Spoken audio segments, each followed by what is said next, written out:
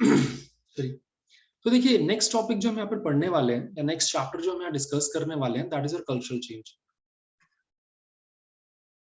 Cultural change को समझने के लिए आपको सोसाइटी को समझना होगा कि सोसाइटी क्या होती है, राइट। नाउ अगर मैं सोसाइटी की बात करूं तो देखिए सोसाइटी में या सोसाइटी फॉर्म कैसे होती है। आप मुझे एक बात बताइए कि हम सभी का अपना खुद का एक एग्जिस्टेंस है और उस एग्जिस्टेंस के साथ हम एक प्लेस पे रहते हैं, ठीक है। अगर कोई एक पर्सन एक एलियन जगह पे रहता है, अकेला रहता है, तो सोसाइटी का कोई मतलब नहीं, ठीक है। सोसाइटी हमेशा ग्रुप ऑफ इंडिविजुअल पीपल से ही मिलके बनती है। नाउ सोसाइटी की मतलब करेक्टरिस्टिक क्या है कि यहाँ पे जितने भी इंडिविजुअल्स हैं, ठीक है, वो सब साथ में आते हैं एंड साथ में आने के बाद उनको रेगुलेट करने के लिए एक इंस्टीट्यूशन बनता है, ठीक है, राइट।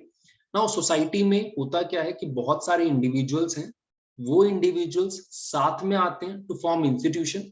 उस इंस्टीट्यूशन का काम क्या होता है, एक बॉन्ड क्रिएट करना। उस इंस्टीट्यूशन का काम क्या होता है, इन्हें कंट्रोल करना।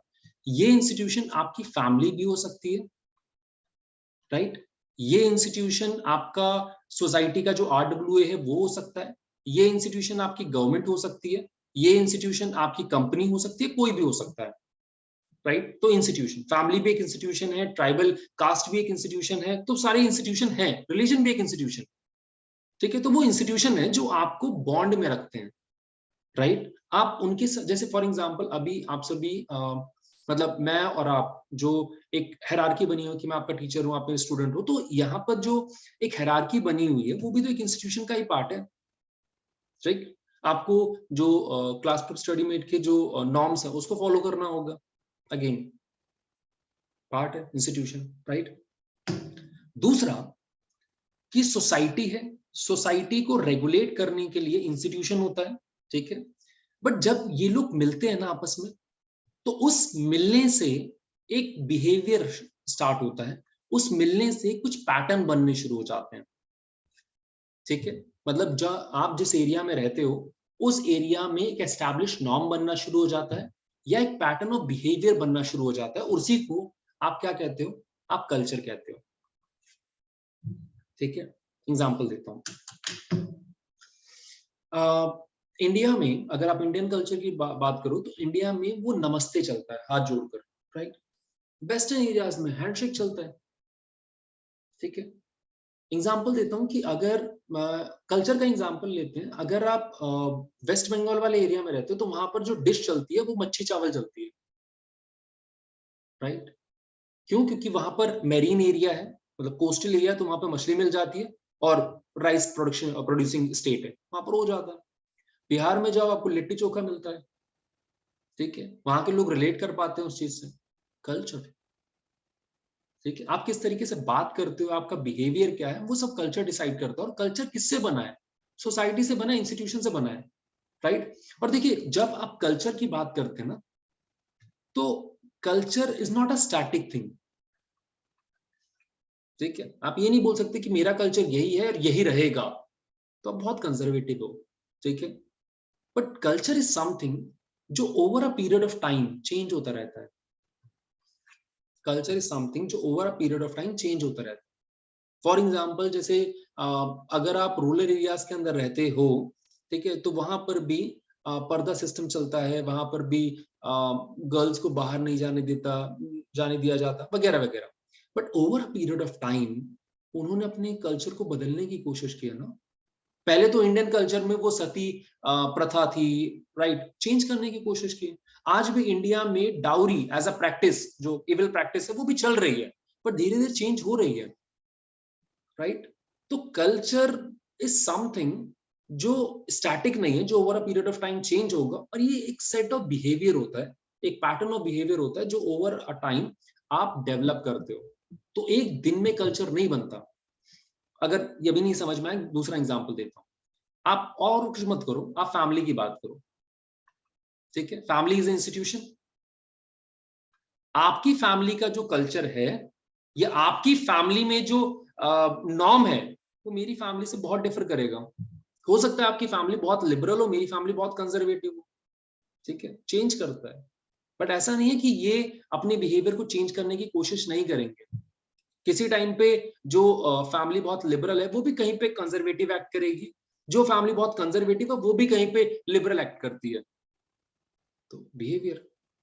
आइए अब देखिए, जब हम इस चैप्टर को पढ़ना शुरू करेंगे या जो कल्चरल चेंज की बात हो रही है, तो हमारा जो पूरा पूरा फोकस है वो उसी सेट बिहेवियर को चेंज करने के लिए, जो पैटर्न है, सेट पैटर्न है, उसको चेंज करने की बात करने के लिए।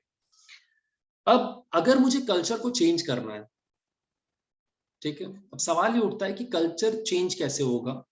बिकॉज देखो, Indian society in itself is very conservative. हम बहुत रेजिलियंट पीपल है, ठीक है। हमें अगर आप बोलो कि चेंज करना है अपने आप को, तो वो तो पॉसिबल ही नहीं है, ठीक है। मतलब एग्जांपल देता हूँ कि अगर आपको 8 बजे सोने की आदत है, मतलब 8 बजे उठने की आदत है, एंड घर वाले बोले 4 बजे उठ जाओ, ब्रह्म मुहूर्त होता है, ये होता है, वो होता है, एक दिन 2 दिन डांट फटकार के उठ जाएंगे, बट चेंजेस वो सफाइस नहीं होते हैं, राइट। बट चेंजेस तो करने हैं, क्योंकि चेंजेस कई बार अच्छे के लिए होते हैं। जैसे यहाँ पर एग्जांपल देता हूँ कि इंडिया में कुछ ऐसे कल्चरल नॉर्म बने हुए हैं जो सही नहीं थे। जैसे कि आपका ये कास्ट सिस्टम, ठीक है। कास्ट सिस्टम में क्या था, अगर आप ब्राह्मण हो तो आप टॉप पर हो, आप क्षत्रिय हो सेकंड टॉप पे हो, आप वैश्य हो थर्ड, एंड अगर आप शूद्र हो और अनटचेबल्स हो तो भैया आप लोअर पेरिफेरी पे हो या सबसे नीचे हो। तो जो सोशल रिफॉर्मर्स आए, उन्होंने बोला यार ये जो कल्चर बना हुआ है, ये जो कल्चरल इंस्टीट्यूशन बना, this has to be change. But ये चेंज कैसे करेंगे? अचानक से चेंज नहीं हो जाएगा, बिकॉज चेंज करना अपने आप में रेजिस्टेंस लेकर आता है, राइट। जब मोदी साहब ने लॉकडाउन लगाया था तो बहुत लोगों ने रजिस्ट किया था कि भैया घर में नहीं बैठा जाता।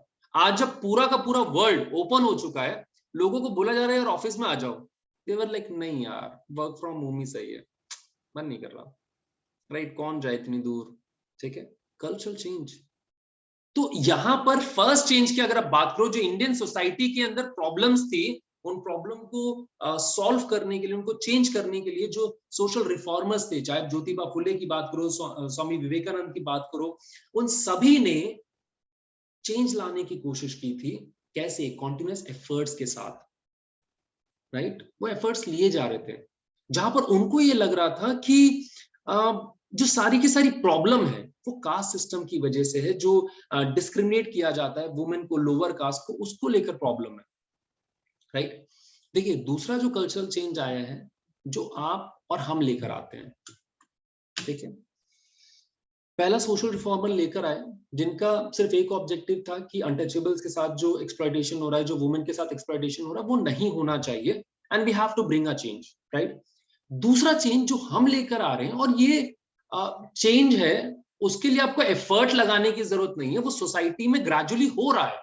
जैसे कि आपका इन्फ्लुएंस वेस्टर्नाइजेशन की तरफ, आज जो आप नेटफ्लिक्स, अमेजॉन प्राइम वीडियोस पे देख रहे हो, या जो शोज आते हैं, उनसे आप इन्फ्लुएंस हो रहे हो, राइट। आज इंडिया में, ठीक है, और इंडिया में अगर आप देखते हो तो there is a very hike in the consumption of liquor, ठीक है। और इंडिया जैसे ट्रॉपिकल कंट्री के लिए liquor consumption is bad for health, ठीक है। बट द फैक्ट इज कि अगर आप न्यूज़पेपर उठा के देख लेते हो तो इंडिया में लिकर की शॉर्टेज हो गई, लोग इतना पी रहे हैं। क्यों पी रहे हैं? The reason being they are very much influenced by the western society, जहां पर हर चीज के लिए, अगर आपको पार्टी करनी है तो भी आपको लिकर चाहिए, अगर आपको गम मनाना है तो भी आपको लिकर चाहिए, है भाई, अ काइंड ऑफ कैपिटलिज्म। तो चेंज आ रहा है, वेस्टर्नाइजेशन, राइट। तो वेस्टर्नाइजेशन से, मॉडर्नाइजेशन से चेंजेस ऑटोमेटिकली आ रहे हैं। ये संस्कृताइजेशन क्या होता है बाद में बताऊंगा, सेकुलराइजेशन बाद में देखते हैं।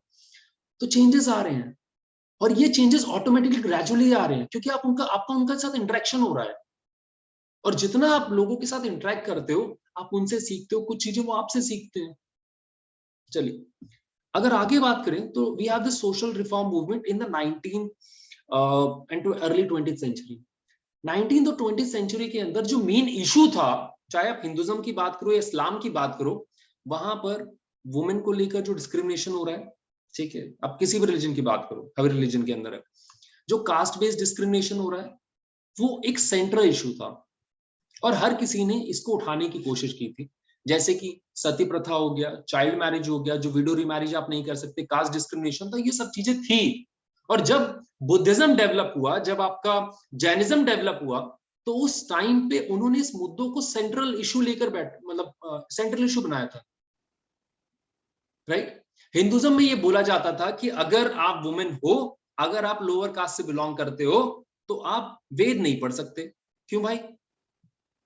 प्रॉब्लम थी, ठीक है, लोगों को सोल्यूशन चाहिए था, तो उस टाइम पे मेजर इशू था, राइट। चाहे भक्ति मूवमेंट, बुद्धिज्म, सूफिज्म, जैनिज्म, उन सब ने रखा हुआ था।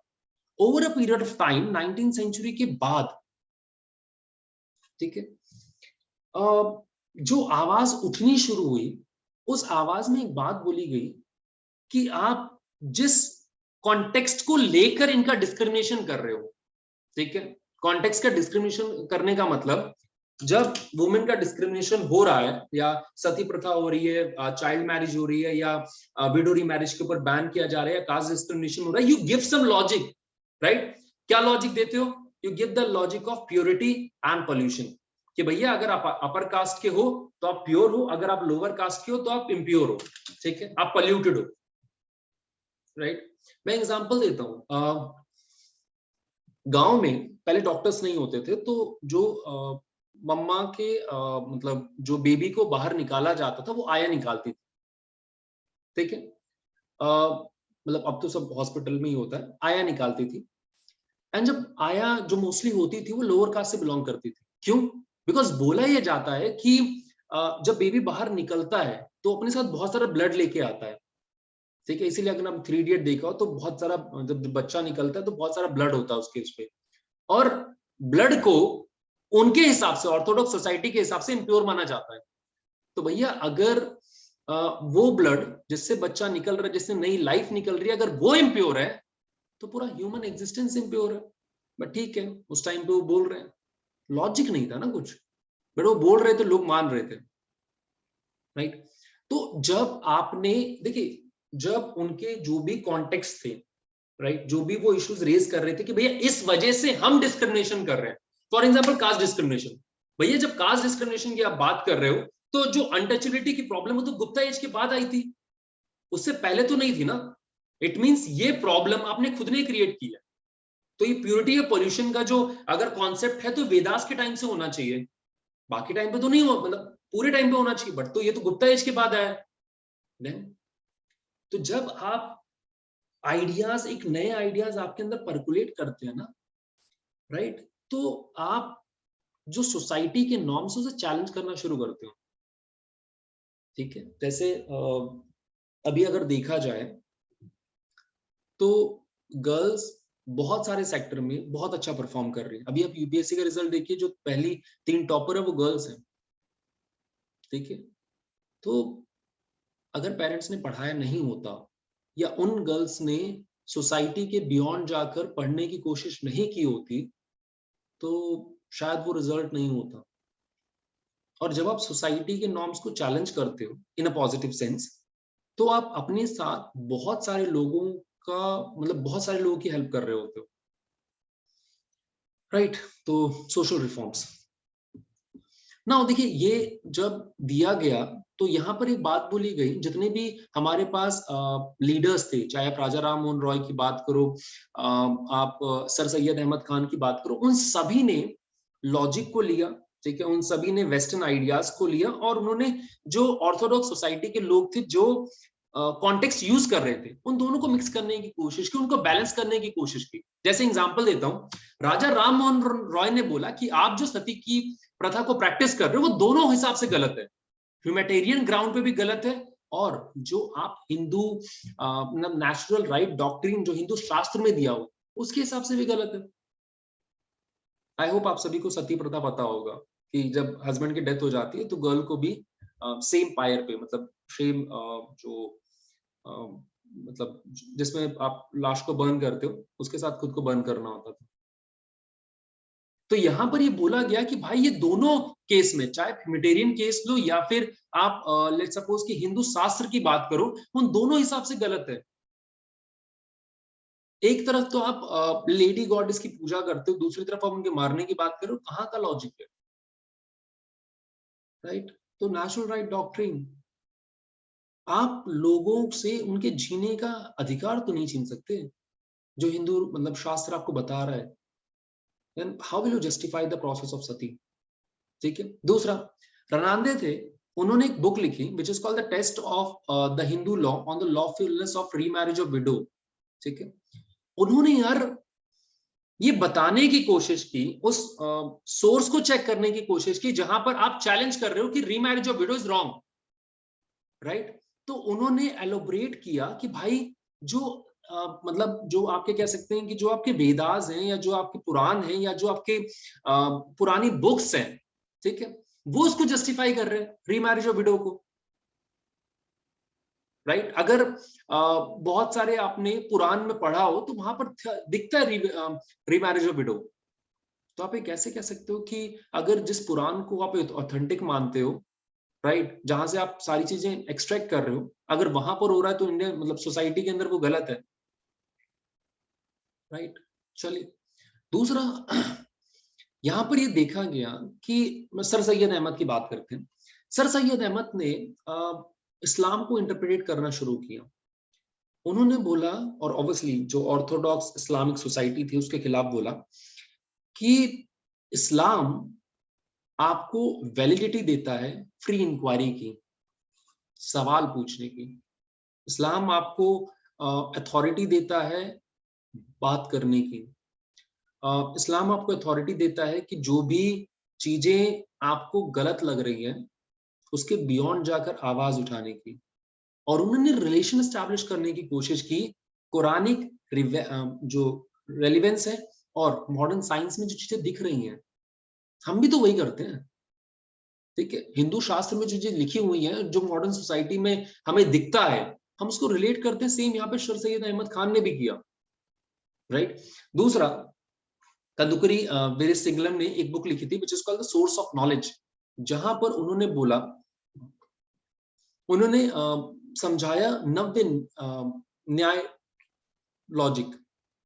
नव्य का मतलब नया, न्याय मतलब यू जस्टिस, राइट। उन्होंने एक चीज समझाई कि देखिए, आपका कोई लॉजिक है, या मैं बोल सकता हूं आपका कोई थीसिस है, आपका कोई लॉजिक है, उसके खिलाफ जब मैं कुछ काउंटर आर्गुमेंट देता हूं ना, तो उन दोनों को मिलके एक नया लॉजिक क्रिएट होता है, और ये कॉन्टिन्यूअस प्रोसेस से चलता रहेगा ना। सवाल ये उठता है कि यार इतने जो मतलब फिलोसफर्स थे, वो जो आवाज उठा रहे थे, वो आवाज क्यों उठाई जा रही थी, या उनको इतना रेलेवेंस कैसे मिल रहा था, इतनी पॉपुलैरिटी कैसे मिल रही थी?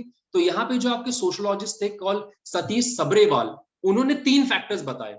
उन्होंने बोला कि इस मॉडर्न फ्रेमवर्क को चेंज करने के पीछे 3 मेजर फैक्टर हैं। The first is mode of education, form of organisation and nature of idea. Mode of communication, mode of communication का मतलब एग्जांपल देता हूं। अभी जूम के थ्रू मैं आपसे बात कर पा रहा हूं, इवन दो आप आगरा में या कुछ लोग आसाम में कहीं पे बैठे हो, राइट, मैं बात कर पा रहा हूं आपसे। Mode of communication. दुनिया में क्या होता है हमें पता होता है, हमारे पास इंस्टाग्राम, फेसबुक, स्नैपचैट, बतेरी चीजें।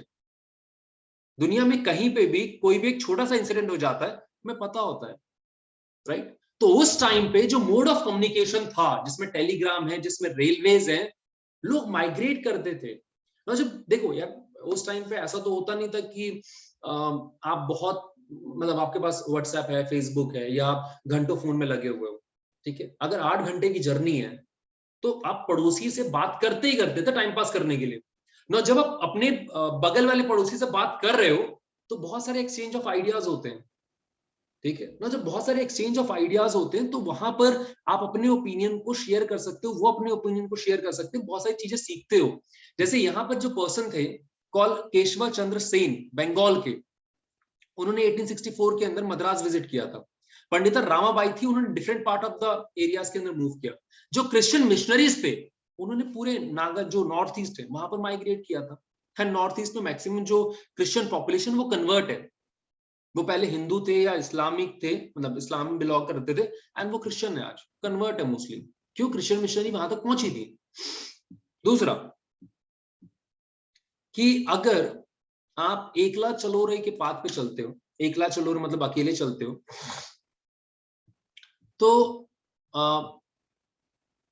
प्रॉब्लम्स आती हैं। प्रॉब्लम्स इन द सेंस कि अगर आपको आइडिया को परकुलेट करना है, ठीक है, या जैसे मैं समझाने की कोशिश कर रहा हूं कि अगर आप एकला चलो के रास्ते पे चलते हो कि मैं अकेला हूं और आपकी खुद की आइडियोलॉजी है, आपके मरने के बाद वो आइडियोलॉजी खत्म हो जाएगी, ठीक है, क्योंकि उसको आगे बढ़ाने वाला कोई नहीं होगा। बट अगर आप ऑर्गेनाइजेशन फॉर्म करते हो, उस ऑर्गेनाइजेशन से लाखों लोग जुड़ते हैं, उनको एक मकसद मिलता है लाइफ का, तो उस चीज को वो आगे परकुलेट करेंगे, उस चीज को वो आगे प्रमोट करेंगे, राइट। तो उसी तरीके से मॉडर्न सोशल ऑर्गेनाइजेशन जैसे ब्रह्मो समाज जो राजा राम मोहन रॉय ने बनाई थी, राइट, या आप कह सकते हो all India Muslim ladies conference, Anjuman e Khawateen Islam, जो 1914 में आया था, हम इसके बारे में फिर से बात करेंगे। Now this organisation all India Muslim lady conference, उन्होंने पर्दा सिस्टम के खिलाफ आवाज उठाई, उन्होंने पॉलीगैमी के खिलाफ आवाज उठाई कि इस्लाम में जो आप पॉलीगैमी कर रहे हो कि एक पर्सन 4 शादियां कर सकता है या मल्टीपल मैरिज कर सकता है, वो गलत है एंड वो इस्लामिक नहीं है जो एनसीईआरटी में लिखा हुआ है, राइट। तो यहां पर मॉडर्न ऑर्गेनाइजेशन का रोल आना शुरू हुआ, और जब मॉडर्न ऑर्गेनाइजेशन का रोल आना शुरू होता है तो लोग एक दूसरे ऑर्गेनाइजेशन के साथ बात करते हैं, डिबेट करते हैं, उससे नए आइडियाज आते हैं, राइट। एंड उस केस में आप देखते हो कि यार आप दूसरों के आइडिया को ना अपने आइडियाज में ट्रांसलेट करने की कोशिश करते हो ताकि आप उस रेफरेंस के थ्रू समझा सको। जैसे अभी तो नहीं, but most of the cases के अंदर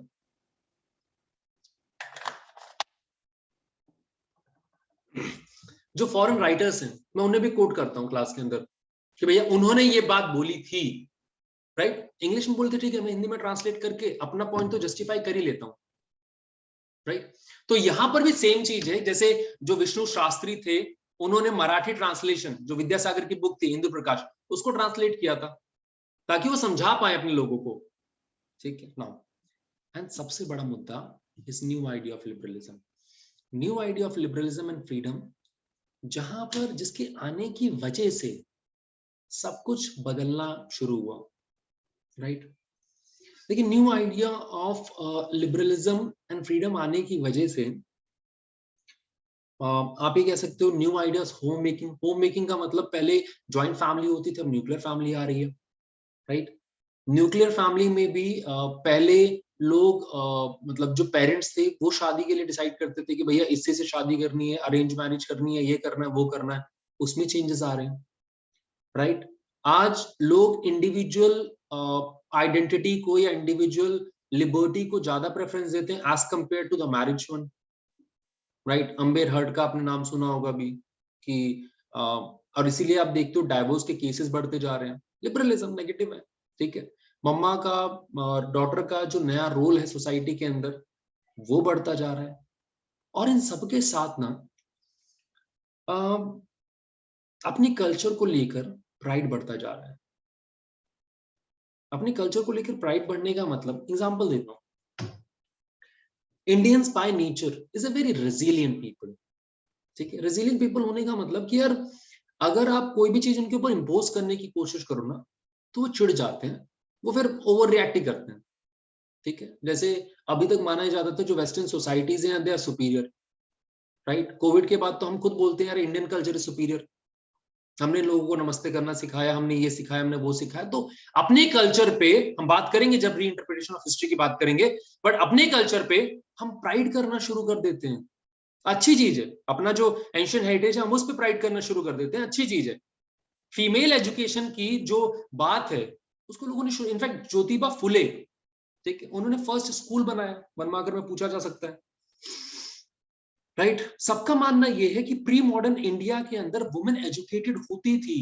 हमारे पास बहुत सारे रेफरेंस है वैदिक सोसाइटी में, एंशिएंट सोसाइटी में, जहां पर वुमेन को एजुकेशन मिलती थी, राइट। और उन्होंने वही चीज समझाने की कोशिश की कि भैया जो वुमेन की एजुकेशन है वो मॉडर्न और ट्रेडिशनल आइडियाज दोनों के हिसाब से सही है, राइट। एग्जांपल देता हूं, ज्योतिबा फुले वो ये बोलते थे आर्यन के आने से पहले, मतलब जब हड़प्पा मोहनजोदारो वाला टाइम था, उस टाइम पे वुमेन का स्टैंडर्ड इज क्वाइट हाई, बात सही है, उस टाइम पे देयर इज अ सभा, जो आपका लेजिस्लेटिव असेंबली होता था उस टाइम पे, वहां पर वुमेन का रिप्रेजेंटेशन था। आर्यन के बाद वुमेन को एक सेकंड ग्रेड सिटीजन के तौर पे देखा गया। तो वो उस चीज को उठाते हैं ज्योतिबा फुले कि भैया प्री आर्यन एज से पहले वुमेन की कंडीशन बहुत अच्छी थी, एंड वो पीरियड जो प्री आर्यन पहले से था, मतलब आप वैदिक कल्चर बोल से पहले हड़प्पा मोहनजोदारो की बात करो तो उसकी ग्लोरी के बारे में बात करते हैं। बाल गंगाधर तिलक आर्यन पीरियड की ग्लोरी के बारे में बात करते हैं कि जो मॉडर्न एज आया, उसके बाद गुप्ता एज आया, उन्होंने क्या ट्रांसफॉर्मेशन लेकर आया। तो देखिए क्वेश्चंस उठेंगे, राइट, लॉजिक आएंगे, इंटरप्रिटेशन होगा, इंटेलेक्चुअल होगा, ये होगा, सब होगा। कुछ लोगों के लिए कुछ प्रॉब्लम इंपॉर्टेंट होगी, कुछ लोगों के लिए दूसरी प्रॉब्लम इंपॉर्टेंट होगी। जैसे यहाँ पर जो सोशल रिफॉर्मर थे उनके लिए, कुछ लोगों के लिए upper caste middle class women जो डिस्क्रिमिनेशन फेस कर रही है वो इंपॉर्टेंट है, कुछ लोगों के लिए ये इंपॉर्टेंट नहीं था। कुछ लोगों के सिर्फ ये इंपॉर्टेंट था जो कास्ट बेस्ड डिस्क्रिमिनेशन हो रहा है वो खत्म होना चाहिए। ठीक है, जैसे मैंने यही समझाने की कोशिश की थी कि जो जहानारा शाह है, ऑल इंडिया मुस्लिम लीग कॉन्फ्रेंस, उन्होंने पॉलीगैमी और पर्दा के खिलाफ आवाज उठानी शुरू की थी। एक रेजोल्यूशन पास किया था मुस्लिम प्रेस में विच इज कॉल्ड तहसीब आ निस्वान, जहां पर उन्होंने बोला कि जो पॉलीगैमी है, ये जो पर्दा सिस्टम है वो गलत है, राइट। सेम अगर आप हिंदू सोसाइटी की बात करते हो तो हिंदू सोसाइटी में ये बोला गया कि ये जो सती प्रथा है वो गलत है। एंड इनफैक्ट जब ब्रह्मो समाज ने, जो राजा राम मोहन रॉय के ऑर्गेनाइजेशन था, जब वो बार बार सती को लेकर काउंटर क्वेश्चन कर रहे थे, तो जो ऑर्थोडॉक्स सोसाइटी के लोग थे उन्होंने धर्म सभा बनाई, और धर्म सभा में उन्होंने ब्रिटिशर को बोला कि इन लोगों के पास कोई भी मोरल लीगल अथॉरिटी नहीं है कि वो हमारे सीक्रेट टेक्स्ट को क्वेश्चन करें, राइट। तो है, चलिए यहां पर एक छोटी सी पोयम आप कह सकते हो, ठीक है। अगर आप लोगों ने एक गाना सुना हो, कसमे वादे प्यार वफा सब, बातें हैं बातों का क्या, राइट, उसमें एक लाइन है कि अगर मुस्लिम के ऊपर आप ये इल्जाम लगाते हो कि मंदिर, मतलब मंदिर तोड़ा, उन्होंने तोड़ा, अगर मुस्लिम पीपल हिंदूज के ऊपर ये इल्जाम लगाते हैं कि उनका धर्म गंदा है, उनका ये है, उनका वो है, जिस धर्म के अंदर ये जस्टिफाई किया गया है ना, वो धर्म खुद में ही झूठा है, राइट। वो उसकी बहुत बढ़िया लाइन है, एंड कभी अगर वक्त मिले तो सुनना, ठीक है, और इस लाइन पे फोकस करना। सेम चीज 1852 के अंदर एक 13 साल की लड़की जो शायद दलित कम्युनिटी से बिलोंग करती थी, उसने बोला कि यार अगर एक रिलीजन कुछ लोगों को प्रिविलेज देता है, कुछ लोगों को मान सम्मान देता है, और बाकियों को उससे वंचित, मतलब उससे डिप्राइव रखता है, तो क्या सच में उस रिलीजन के ऊपर हमें प्राइड करने की जरूरत है? क्या वो सच में रिलीजन है? ये सोचने का इशू है, राइट। आई होप इतना समझ में आ गया होगा आप लोग को, ठीक है।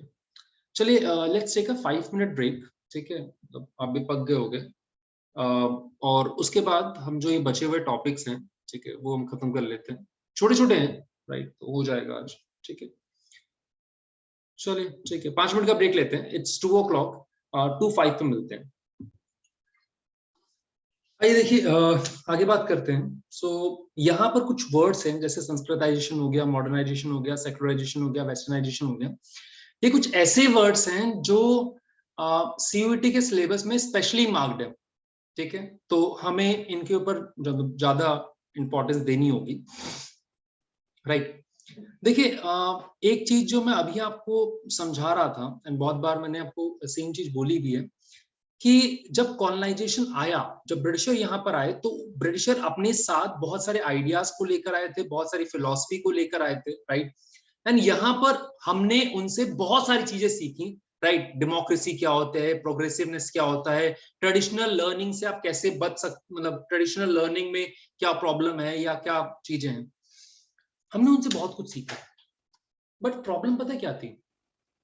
प्रॉब्लम ये थी कि हमने उनसे सीखा, हमारा मानना ये था कि वो प्रोग्रेसिव हैं, हमारा मानना ये था कि उनकी जो लिबरल आइडियोलॉजी है वो अच्छी है, हमारा मानना ये था कि हमें भी उस आइडियोलॉजी को एक्सेप्ट करना चाहिए। बट जब उन्होंने हमें ह्यूमिलेट करना शुरू कर दिया, जब उन्होंने हमें ये बोलना शुरू कर दिया तुम्हें कुछ नहीं आता, इंडिया इंडिया तो सांप सपेरों का देश है, यहाँ तो लोग बस सांप ही पकड़ते रहते हैं, यहाँ तो लोग सुबह सुबह उठ के पेड़ खाते हैं, दे वर रेफरिंग टू द दातुन।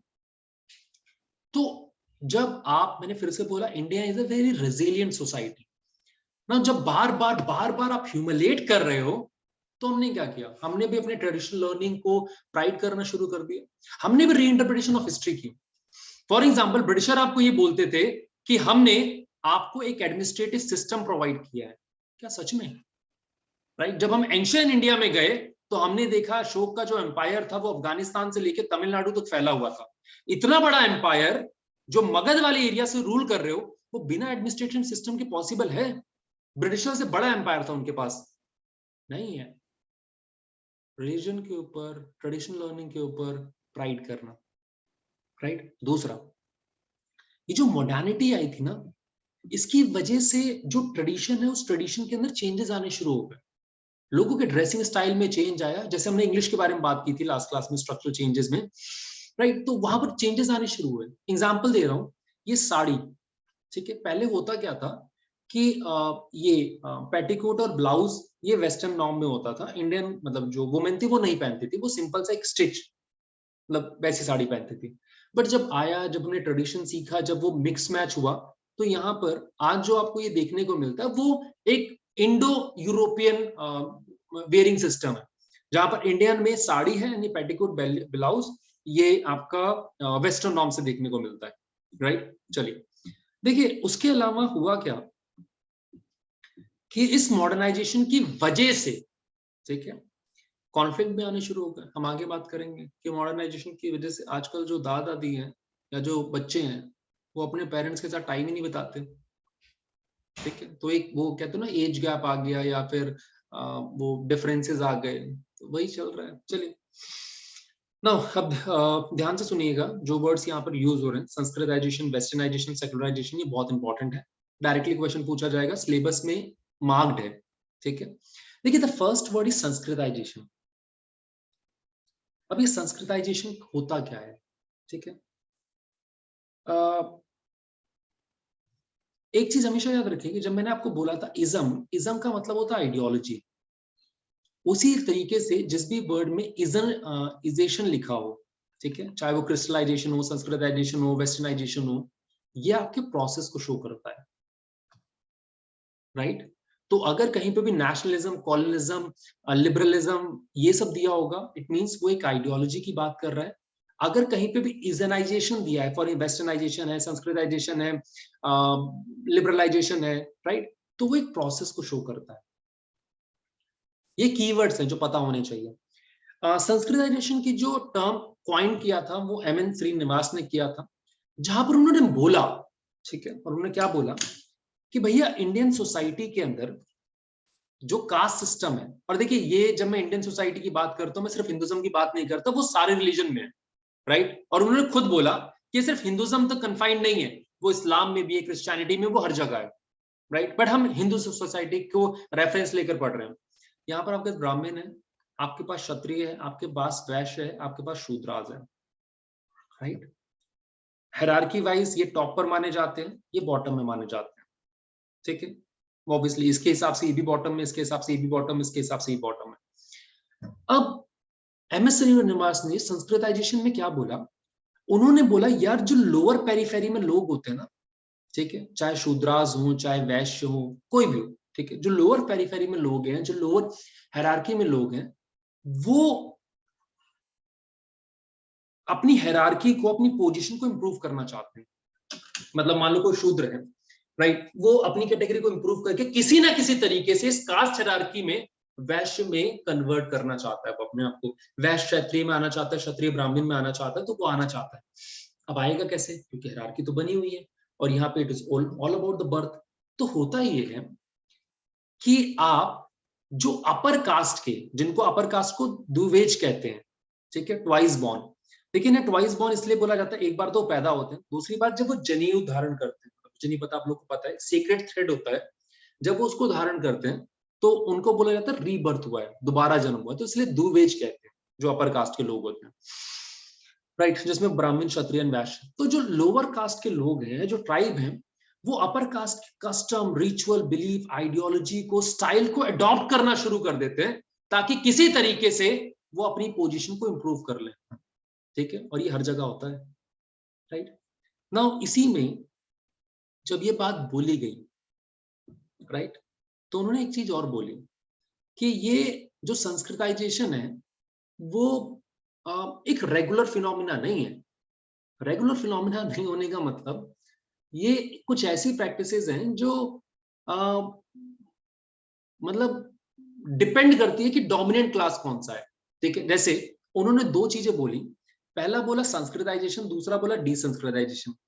संस्कृताइजेशन का मतलब क्या होता है, मान लो मैं जिस एरिया में, मान लो मैं लोअर कास्ट से बिलोंग करता हूँ, ठीक है, और मैं जिस एरिया में रहता हूं वहां पर मैक्सिमम पॉपुलेशन अपर कास्ट की है, तो मैं क्या करूंगा, मैं उनके रिचुअल्स, उनके ट्रेडिशन, उनकी आइडियोलॉजी को फॉलो करना शुरू करूंगा। मैं अपनी हायरार्की को उनकी हायरार्की मैच करवाने के लिए हर वो काम करूंगा जो वो करते हैं। But vice versa is also true.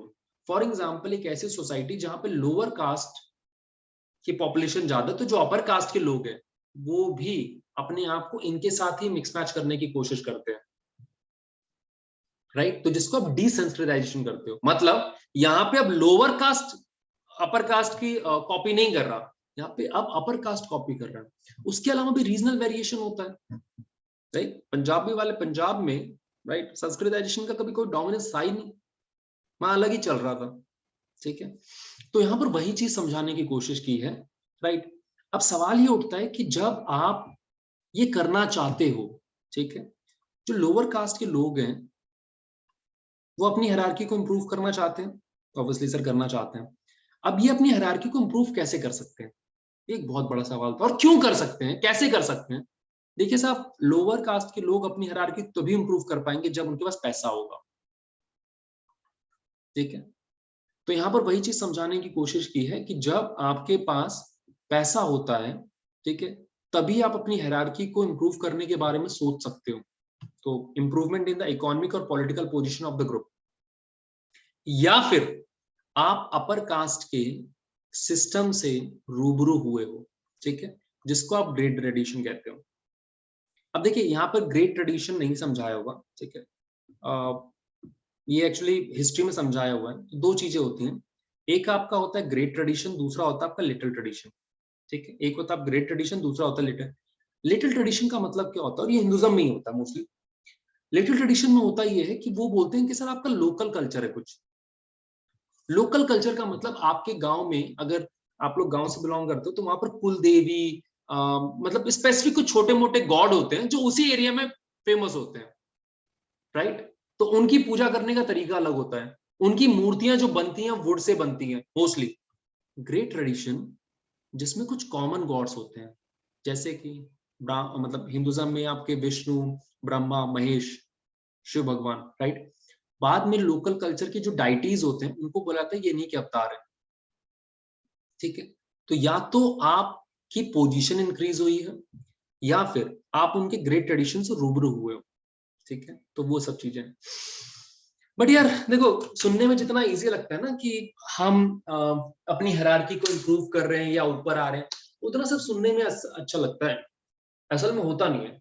क्योंकि अपर कास्ट के लोग, ऐसा देखा गया था कि अगर आप हायरार्की चेंज करने की कोशिश करते हो, अपना पोजीशन चेंज करने की कोशिश करते हो, या अपने कस्टम को अपग्रेड करने की कोशिश करते हो, तो वो रेजिस्ट करते हैं, वो ऑब्स्टिकल क्रिएट करने की कोशिश करते हैं। आपने देखा होगा, मतलब बहुत सारे न्यूज चैनल में आता है कि अगर कोई दलित घोड़ी पर बैठ के जा रहा है, अपर कास्ट की एरिया से जा रहा है, तो उसको मारा जाता है, पीटा जाता है, वगैरह वगैरह, ठीक है। तो we have this obstacle, right. तो वो होता नहीं है। देखिए बट जो लोअर कास्ट के लोग हैं वो उसे करना चाहते हैं, क्यों करना चाहते हैं, एग्जांपल के थ्रू समझाता हूँ। बिकॉज उनको लगता है कि यार अगर आप उस सिस्टम में अडॉप्ट हो गए, ठीक है, तो आपके पास बहुत सारी अपॉर्चुनिटीज आ जाएंगे। एग्जाम्पल देता हूं, द एग्जाम्पल इज कुमुद पवाड़े। उन्होंने बोला, she is a Dalit lady, वो संस्कृत पढ़ना चाहती थी, ठीक है, क्योंकि उसको लगता था कि अगर वो संस्कृत पढ़ती है तो on the basis of gender, on the basis of caste जो उसके साथ डिस्क्रिमिनेशन होता है वो नहीं होगा, ठीक है, तो वो इसलिए पढ़ना चाहती थी, राइट। नाउ दूसरा, जब संस्कृताइजेशन का फिनोमिना आया तो यहां पर ये बोला गया है, जो संस्कृताइजेशन का कॉन्सेप्ट है ना, ठीक है, इसको लोगों ने बहुत क्रिटिसाइज किया। क्यों क्रिटिसाइज किया? उन्होंने बोला पहला कि सर जी आप संस्कृताइजेशन में समझाना क्या चाह रहे हो कि जो लोअर कास्ट के लोग हैं वो अपर कास्ट के कस्टम ट्रेडिशन को अडॉप्ट करते हैं ताकि वो अपनी पोजीशन को इंप्रूव कर लेंगे। इट मींस आप ये कहना चाहते हो कि जो अपर कास्ट के लोग हैं वो सुपीरियर है, जो लोअर कास्ट के लोग हैं वो इंफीरियर है। इट मींस आप यही समझाने की कोशिश कर रहे हो ना। कहां लिखा भाई अपर कास्ट के लोग सुपीरियर है, लोअर कास्ट के लोग इंफीरियर है? आप तो सिर्फ यही बोल रहे हो हर बच्चे को अपर कास्ट में पैदा होना चाहिए। गलत है, ठीक है। दूसरा, आपको नहीं लगता जब आप इस संस्कृताइजेशन का फिनोमिना दे रहे हो तो एक अर्ज को दिखा रहे हो, एक मतलब उत्सुकता को दिखा रहे हो कि यार जो लोअर कास्ट के लोग हैं वो आना ही चाहते हैं किसी भी तरीके से। अरे आपको ये तो समझना होगा ना कि उससे कोई स्ट्रक्चर चेंज थोड़ी हो जाएगा, वो तो सिर्फ पोजीशन चेंज कर रहे हैं, कुछ बदलेगा नहीं बदलेगा। तीसरा, जो ये कास्ट हायरार्की बनी हुई है, this is on the basis of purity and pollution, कि अगर आप अपर कास्ट के हो तो प्योर हो, लोअर कास्ट के हो तो इम्प्योर हो। इट मींस आप उसको भी जस्टिफाई कर रहे हो। एक सोसाइटी जो इनइक्वालिटी से बनी हुई है, राइट, उसमें ऐसी सोच लाकर कि प्योरिटी है, पोल्यूशन है, आप जस्ट सोसाइटी कैसे क्रिएट कर सकते हो? एक अच्छी सोसाइटी बनाने के लिए लोगों को इक्वल समझना जरूरी है। जहां पर आप पहले ही मान के बैठे हो कि भैया अपर कास्ट के हो तो आप अच्छे हो, लोअर कास्ट के हो तो आप इम्प्योर हो, तो ऐसी सोसाइटी तो क्या ही बनेगी। और ये जो लोग अपनी हायरार्की को इंप्रूव करने की कोशिश कर रहे हैं, वो क्यों करने की कोशिश कर रहे हैं? ताकि वो लोअर कास्ट के लोग डिस्क्रिमिनेट करें। हाँ, फैक्ट है। अगर मान लीजिए कोई शूद्र पर्सन अपर कास्ट में आ जाता है ड्यू टू संस्कृताइजेशन, तो लोअर कास्ट के लोगों को ह्यूमिलेट करता है। एग्जाम्पल दिया हुआ यहाँ पे एक गोल्डस्मिथ वाला, ठीक है। तो फैक्ट वही समझाने की कोशिश की जा रही है। और दूसरा, अगर आप मतलब लोग संस्कृताइजेशन में अपर कास्ट में आते हैं, जो अपर कास्ट की इविल प्रैक्टिसेस हैं वो उसको अडॉप्ट कर लेते हैं। लोअर कास्ट में डाउरी या इस तरीके का कॉन्सेप्ट नहीं चलता बिकॉज पैसा ही नहीं होता, ठीक है, बट यहाँ पर तो चल रहा है अपर कास्ट में। तो इट मींस जो गर्ल्स को सल्यूट किया जाता है या डाउरी प्रैक्टिसेस जो अडॉप्ट की जाती हैं, ब्राइड प्राइस का जो सिस्टम है, ठीक है, मतलब उसको आप मान रहे हो। और सबसे बड़ी बात, आप जो बोल रहे हो कि जो दलित हैं वो लोअर कास्ट इसलिए बिकॉज वो बहुत डिग्रेडेड काम करते हैं। भाई काम तो करते हैं, राइट। जब आप डिग्निटी ऑफ लेबर की बात करते हो तो उस डिग्निटी ऑफ लेबर के अंदर आप हर काम की बात करते हो ना, बिकॉज सोसाइटी में हर किसी की जरूरत है। अगर सड़क पे झाड़ू नहीं लगेगी तो बदबू फैलेगी, उस पर्सन की भी रिक्वायरमेंट है, उस पर्सन की भी इंपॉर्टेंस है। तो आप ये कहना चाहते हो लोअर कास्ट जो काम कर रहे हैं वो डिग्रेडेड है, शेमफुल है, क्यों? राइट। एंड सबसे बड़ी बात, जब से ये एंटी ब्राह्मणिकल मूवमेंट आया है, उस एंटी ब्राह्मणिकल मूवमेंट आने के बाद एक सेल्फ कॉन्शियसनेस आई है। अब बहुत सारे, अगर आप तमिलनाडु में जाओ वहां पे संस्कृत वर्ड यूज नहीं करते, बहुत सारी लैंग्वेज ने हटा दिया है, राइट। बैकवर्ड क्लास मूवमेंट के बाद और भी हुआ जहां पर अब लोग अपने दलित होने पे प्राउड फील करते हैं, राइट। वो अपनी आइडेंटिटी को अब छुपाते नहीं है, वो बताते हैं कि हाँ हम दलित हैं, हमारे पास रिजर्वेशन है, हमने ये किया वो किया है। कॉन्फिडेंस, प्राइड आ रहा है। चलिए नेक्स्ट बात करते हैं वेस्टर्नाइजेशन की। देखिए जब आप कास्ट सिस्टम की बात करते हो तो कास्ट सिस्टम में बोला जाता है जो लोअर कास्ट के लोग हैं वो संस्कृताइज करने की कोशिश कर रहे हैं, उसी तरीके से जो अपर कास्ट के लोग हैं वो अपने आप को वेस्टर्नाइज करना चाहते हैं, राइट। तो और वेस्टर्नाइजेशन का मतलब क्या था? वो चेंजेस जो ब्रिटिशर 150 साल में लेकर आए थे। इंग्लिश बोलना, इंग्लिश कल्चर को फॉलो करना, उनकी टेक्नोलॉजी को यूज करना, उनकी आइडियोलॉजी, उनकी वैल्यूज को प्रेफर करना, राइट। चलिए अब यहाँ पे समझने की कोशिश करते हैं दिया क्या है। अब ये वेस्टर्नाइजेशन पता है हो क्यों रहा है? ठीक है, क्योंकि यहाँ पर एक माइनॉरिटी सेक्शन है ना सोसाइटी का, उसको ये लगता है कि मतलब ये जो माइनॉरिटी सेक्शन है जब ये वेस्टर्न सोसाइटी के इन्फ्लुएंस में आया तो इससे बहुत ज्यादा इन्फ्लुएंस हुआ और वो उनके पैटर्न को कॉपी करने की कोशिश करता है, वो अपने आप को सिस्टम से अलग दिखाने के लिए ट्राई करता है। वेस्टर्न ट्रेड को वो इंक्लूड करता है, जैसे टेक्नोलॉजी है, ड्रेस है, मतलब जो चीजें हम यूज करते हैं डे टू डे लाइफ के अंदर। एंड पता है वेस्टर्नाइजेशन में, जब आप वेस्टर्नाइजेशन की बात करते हो तो वेस्टर्नाइजेशन का मतलब सिर्फ उनके कल्चर को कॉपी करना नहीं होता, ठीक है, कि भाई उनकी तरफ वो जो पॉप कल्चर आया हुआ है जो वेस्टर्न सोसाइटी में है, मतलब बतेरी चीजें कल्चर को लेकर, इसमें आप मॉडर्न वैल्यूज ऑफ डेमोक्रेसी को भी कॉपी करने की कोशिश करते हो, उनसे सीखते हो कि किस तरीके से उन्होंने काम किया है, आप बहुत सारी चीजें सीखते हो। जैसे जो सबसे बड़े पेंटर माने जाते हैं रवि वर्मा, ठीक है, रवि वर्मा ने जो पेंटिंग बनाई, आप ये पेंटिंग देख सकते हो, इस तरीके की जो पेंटिंग है वो वेस्टर्न सोसाइटी के अंदर बनती है, which is of nuclear family. India में ऐसा नहीं होता, इंडिया में पूरी फैमिली आती है, और ये तो केरला वाले एरिया में जहाँ पे मैट्रिमोनियल सोसाइटी है, राइट। तो वही चीज समझाने की कोशिश की जा रही है। और उन्होंने जो यहाँ पे पेंट यूज किया था, दिस इज अगेन जो वेस्टर्न सोसाइटी में यूज होती है। तो लोग इंस्पायर होते हैं, Indian art, Indian culture, Indian literature, वो इंस्पायर्ड होता है, राइट। तो वहां पर वही चीज समझाने की कोशिश की है, पोर्ट्री ऑफ मैट्रिलिनियल। देखिए दो चीजें होती हैं, एक होता है पैट्रिलिनियल, ये हम पढ़ेंगे बाद में जब सोसाइटी वाला चैप्टर पढ़ेंगे, पैट्रिलिनियल। दूसरा होता है मैट्रिलिनियल। मैट्रिलिनियल का मतलब होता है जहां पर आप ट्रेस अपनी मम्मा की साइड से जोड़ते हो, ठीक है। पैट्रिलिनियल में आप अपनी फादर की साइड से जोड़ते हो, ठीक है। आप अपने जो इंडियन सोसाइटी में पैट्रिलिनियल में आप अपने पापा के नाम से जाने जाते हो, उनकी कास्ट के नाम से जाने जाते हो। मैट्रिलिनियल में उल्टा होता है, ठीक है। तो वहां पर वही है modern west consisting of father, mother and children. India में तो ऐसा थोड़ी होता है। चलिए, इन्फ्लुएंस है। दूसरा जो मैं आपको लास्ट क्लास में एग्जांपल दे रहा था कि यहाँ पे दादी माँ है, यहाँ पर बच्चे हैं, दादी माँ पूजा पाठ पे लगी हुई हैं, यहाँ पर, ठीक है। तो एग्जाम्पल दिया हुआ है कि जो दादी कहती हैं कि यार ये जो मेरे बच्चे हैं, ये तो मुझे लगता ही नहीं मेरे मेरे ही बच्चे हैं, they are of my bread but sometimes seem total stranger to me. क्योंकि मैं जो करती हूँ, राइट, मैं जो पूजा पाठ में लगी हूँ, ये सुबह उठ के पता नहीं मतलब पैंट बुगी शर्ट पहनते हैं, या फिर मैं मीरा के भजन सुनती हूँ, या अपने ही कोई पॉप नंबर सुन रहे होते हैं। Differences, right. तो आई गेस इतना समझ में आ गया होगा, इतना समझ आ गया। चलिए आगे बात करते हैं। दो और टर्म्स यहाँ पर हमें पढ़ने हैं, the first is modernisation, the second is secularisation. Modernisation secularisation में अगर आप बात करो तो मॉडर्नाइजेशन का मतलब क्या होता है? मॉडर्नाइजेशन का मतलब होता है इंप्रूवमेंट और टेक्नोलॉजी जो प्रोडक्शन प्रोसेस के अंदर हो रहा है, ठीक है। मतलब हम जिस तरीके से वहां पे प्रोडक्शन हो रहा है, जिस तरीके से वहां पे चेंजेस आ रहे हैं, जिस तरीके से वो लोग टेक्नोलॉजी को यूज कर रहे हैं, जिस तरीके से वो लेबर इंटेंसिव से हटके कैपिटल इंटेंसिव इंडस्ट्रीज की तरफ जा रहे हैं, आई गेस जो मैं वर्ड यूज कर रहा हूँ आपको पता होगा, अदरवाइज इको में पढ़ोगे आप।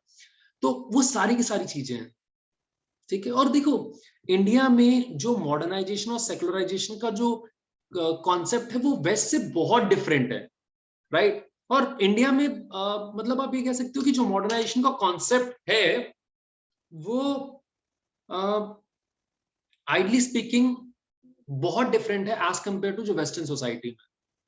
क्योंकि यहाँ पर आप जब मॉडर्नाइजेशन की तरफ जाते हो तो उस मॉडर्नाइजेशन में आपका जो लोकल ट्रेडिशन है वो भी इन्फ्लुएंस होता है, यूनिवर्सल इन्फ्लुएंस है वो भी होता है। मॉडर्नाइजेशन में आप अपने लोकल टाइज को, लोकल ट्रेडिशन को ग्लोबल रूप देने की कोशिश करते हो। आप इमोशन से ज्यादा, राइट, रैशनैलिटी पे बिलीव करते हो। आप सुपरस्टिशन से ज्यादा साइंटिफिक टेम्परामेंट पे बिलीव करते हो। आपको लगता है कि आपकी जो आइडेंटिटी है वो बर्थ पे डिसाइड नहीं होगी, ठीक है, कि अगर मैं इस घर में पैदा हुई तो मैं ये कर सकती हूँ, मैं उस घर में पैदा हुई तो मैं वो कर सकती थी। ऐसा नहीं होता। आइडेंटिटी आप अपने लिए खुद बनाते हो। ऐसे भी आपने बहुत सारे लोग देखे होंगे जो एग्जाम्पल देता हूँ यार, बी आर अम्बेडकर। उस टाइम पे जब कास्ट डिस्क्रिमिनेशन अपने पीक पे था, एक पर्सन था ना जिसने जो बेस्ट रेप्यूटेड इंस्टीट्यूशन से उनसे पढ़ाई की थी। तो it is not the birth who decide, it's you. That decide. तो आइडेंटिटी अचीव की जाएगी, राइट। अब यहाँ पर मॉडर्निटी में आपको कोई फोर्स नहीं करता कि आपको इसी पर्सन से शादी करनी है, यही जॉब करनी है। पहले के टाइम पे होता था, अगर आप लोहार के बेटे हो तो आपको आगे चल के वही काम करना है। लोहार इज ब्लैक स्मिथ, राइट, आपको वही काम करना है, राइट। एक जो मतलब स्कैवेंजर है, उसको वही काम करना होता है, उसके पास कोई चॉइस नहीं है। बट आज वो चॉइस आ रही है, ठीक है। चलिए, तो उसके साथ साथ अगर आप देखो तो जो सेकुलर आइडियाज हैं, डेमोक्रेटिक पॉलिटिकल सिस्टम है, वो सब चेंज हो रहे हैं, ठीक है। और यार देखो, मॉडर्निटी को और जो ट्रेडिशन है वो, मतलब अगेन जो मैं बार बार आपको समझा रहा हूँ कि वो स्टैटिक नहीं है, वो चेंज होते हैं, ठीक है। चलिए एक लास्ट टॉपिक पे मूव करते हैं, ठीक है, which is called your secularisation. Again secularisation is a process. Secularisation का मतलब क्या होता है? यहां पर आप ये चाहते हो the process of decline of influence of religion. Actually ये वेस्टर्न कॉन्सेप्ट था, mostly western concept in the sense कि there is two thing, the first is your polity और government, the second is your church. The first is your polity, the second is your church, right. Church का काम क्या था कि वो religion के मामले में इंटरफेयर करता था। पॉलिटी क्या थी कि वो लोगों के सोशल लाइफ में या लोगों के वेलफेयर के लिए काम कर रही है, पॉलिटिकल सिस्टम में काम कर रही है। धीरे धीरे हुआ क्या, चर्च इतना पावरफुल हो गया कि वो पॉलिटी में इंटरफेयर करना शुरू कर दिया था उसने। चर्च इतना पावरफुल हो गया था कि वो राजा महाराजा को मारना शुरू कर दिया था उसने, ठीक है। तो पॉलिटिकल सिस्टम को लगा यार, लोगों को डर लगने लगा चर्च से। और उस टाइम पे चर्च की जो प्रैक्टिसेस थी, जब बच्चा पैदा होता था, ठीक है, मतलब उस टाइम पे चर्च का ये हाल था कि बच्चा अगर पैदा हो रहा है, ठीक है, तो उसका वो नामकरण के लिए भी पैसा मांगते थे, राइट। अगर आप चर्च में जाते हो, ठीक है, और आपने बहुत पाप किए हैं, मैं एग्जांपल देता हूँ कि मान लो मैं चर्च में गया, राइट, चर्च में एक चैम्बर होता है, ठीक है, उस चैम्बर में गया, सामने प्रीस्ट है, मैंने बोला साहब मैंने चोरी की है, ठीक है, और मुझे इस चीज का बड़ा पश्चाताप है। तो सामने से आवाज आती है कि अगर तुम्हें पश्चाताप है तो जीसस तुम्हें माफ कर देंगे। इस टाइम पे क्या हो रहा था, जब आप चैम्बर में जाते थे, आप उसको बोलते थे कि साहब मैंने चोरी की है, तो बोलता कितने की चोरी की है? आप 50,000 रुपए की। कह रहा 10,000 यहाँ छोड़ दो, बाकी ले जाओ, भगवान तुमको माफ कर देंगे। उस टाइम पे ये हाल था कि अगर आपको मतलब आप प्री बुकिंग कर सकते थे कि आपको हेल में जाना है, हेवन में जाना है, हेवन की बुकिंग चल रही थी वहां पे। चर्च ने यहां तक बोल दिया था संडे को आना इज कंपलसरी। अगर आप संडे को नहीं आए तो चर्च आपके किसी भी चीज में पार्टिसिपेट नहीं करेगा, ना शादी में पार्टिसिपेट करेगा, ना डेथ में पार्टिसिपेट करेगा। आप अपनी बॉडी को चर्च में क्रिमेट नहीं कर सकते। चर्च पावरफुल हो गया था, लोगों को चर्च से डर लगने लगा था कि अगर इसी तरीके से चर्च चलता रहा तो हमारा social life, political life, economic life सब खत्म हो जाएगा। एंड इसीलिए सेकुलराइजेशन कॉन्सेप्ट आया कि भैया religion is a political affair, sorry, religion is a personal affair. Personal affair का मतलब कि मैं भगवान को मानूं या ना मानूं, this is my personal choice. Church can't intervene in it. Church मुझे ये नहीं बता सकता कि मुझे मानना है कि मुझे नहीं मानना। I am born Hindu, it does not mean ना कि मैं हिंदुज्म के सारे रिचुअल्स मानूं। If I am a born Christian, मैं नहीं, जरूरी नहीं है मेरे लिए कि मैं ये करूंगा, right, it's my personal choice. तो बाद में सेकुलराइजेशन के फेज में बोला गया कि चर्च सिर्फ रिलीजियस मैटर पे ही रहेगा, राइट। लोगों की पर्सनल चॉइस होगी, वो मानते हैं नहीं मानते। पॉलिटिकली में जो पॉलिटिक्स है, जो गवर्नमेंट है, वो लोगों के सोशल वेलफेयर में काम करेगी, उनके लिए पॉलिटिकल वेलफेयर में काम करेगी। तो वही चीज समझाने की कोशिश की है कि secularisation have referred to the level of involvement with religious organisation, church, the social and material life religious organisation and the degree to which people hold religious belief. आप लोगों को फोर्स नहीं कर सकते कि आपको यही काम करना है, ये करना है।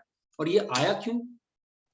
Education, communication, organisation, social welfare में जो लोग चेंजेस लेकर आए थे वो, ठीक है। आज तो भगवान का वो हालत है, इसमें काफी इंटरेस्टिंग तरीके से दिया हुआ है कि आज मतलब मंदिर जाने के लिए मीनाक्षी टेम्पल में ऑनलाइन बुकिंग चलती है, आरती की लाइव टेलीकास्ट होता है।